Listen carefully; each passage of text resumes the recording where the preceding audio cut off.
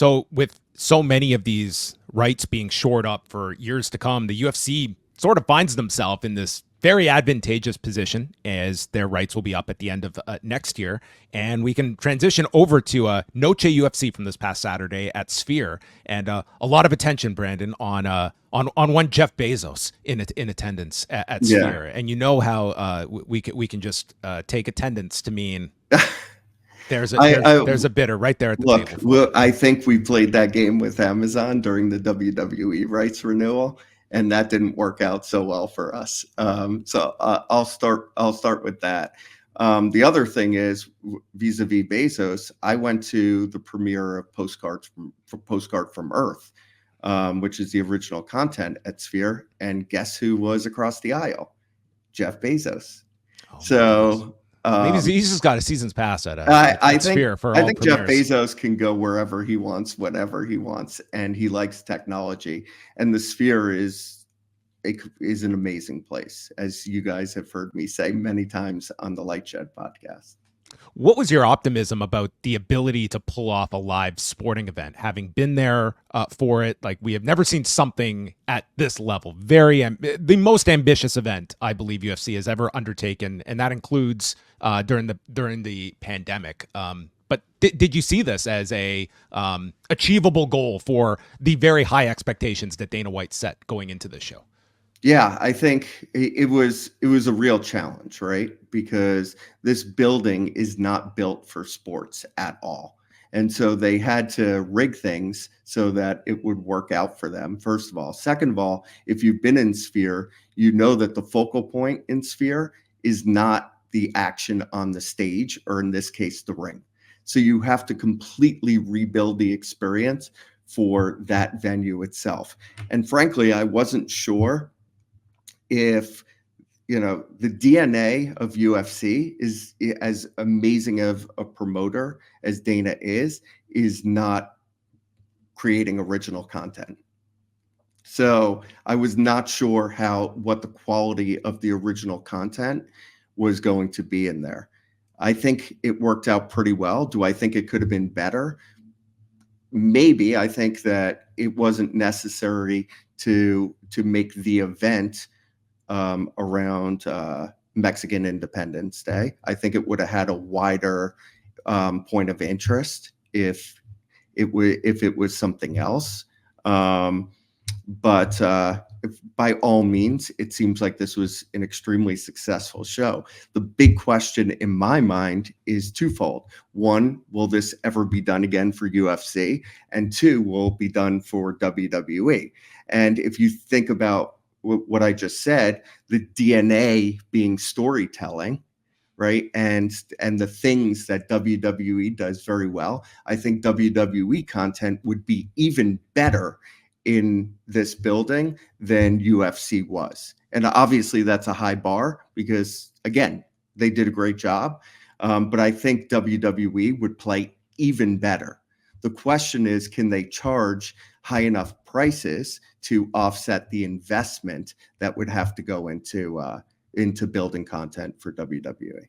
Right, because as much as these companies are intertwined now, there's a very different, let's say, average ticket price between UFC and exactly and WWE. So they just set a gate record here, John. It's $22 million. $22 million was the announced figure, and WWE's and also a much more mature sponsorship business that UFC has that WWE has not reached at this level either. Yeah, I mean, look, they still have kind of the Endeavor machine behind them, and nobody is better at that than Ari Emanuel, right? So the question as well is, like, of course, such a big figure was, the enormous cost of putting this on.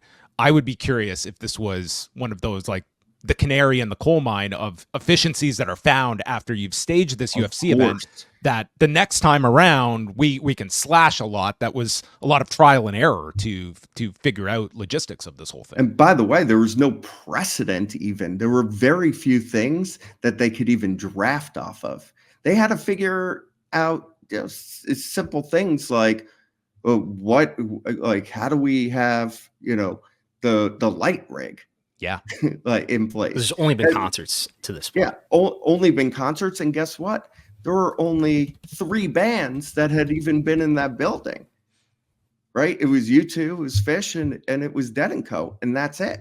Now, did I actually see some best practices in this fight? Yeah, there were definitely visuals that reminded me of other things I've seen in Sphere. So there was probably a little bit that they could draft off, but I mean, there's still a lot more that is going to be done in that building, that if they come back in the future, they could draft off, whatever concerts and EDM artists come in addition to the experience they've already had and whatever fixed costs they needed just to get started.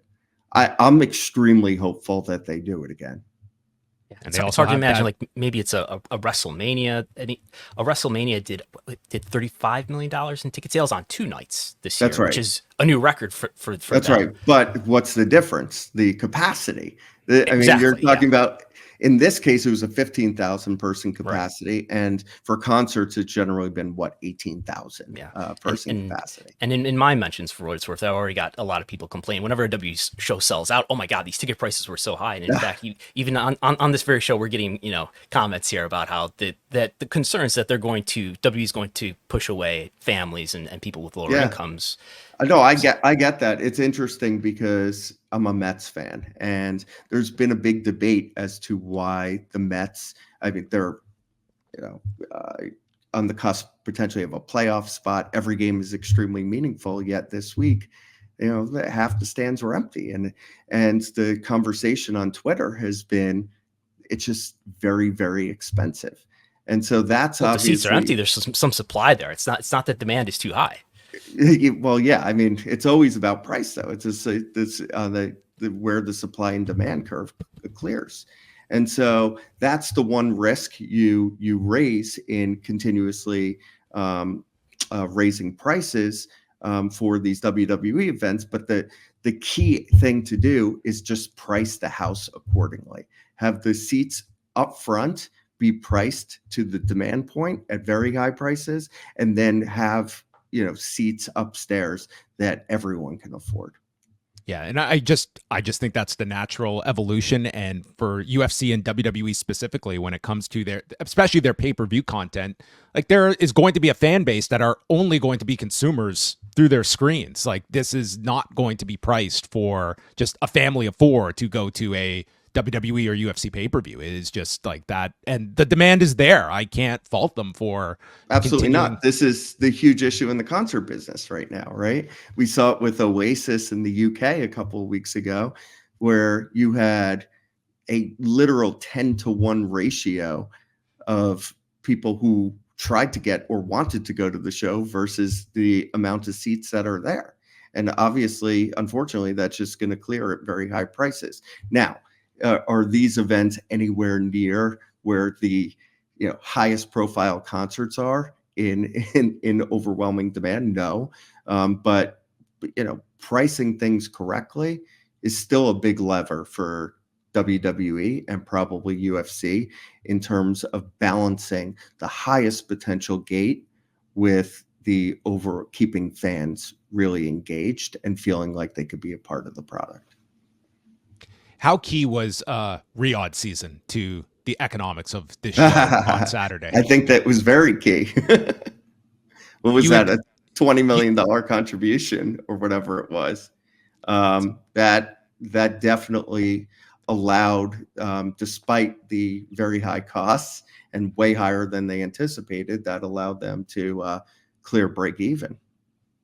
Do you feel that there is a endpoint of this unlimited supply of sponsorship from Saudi Arabia, of what it is after in terms of putting its stamp on a lot of these prestige events? And it is something that certainly in boxing and MMA, UFC and WWE included in that, has benefited from. Is this something that that there is an expected, like this well will dry up at some point? I mean, at some point, it doesn't seem like we're there yet, right?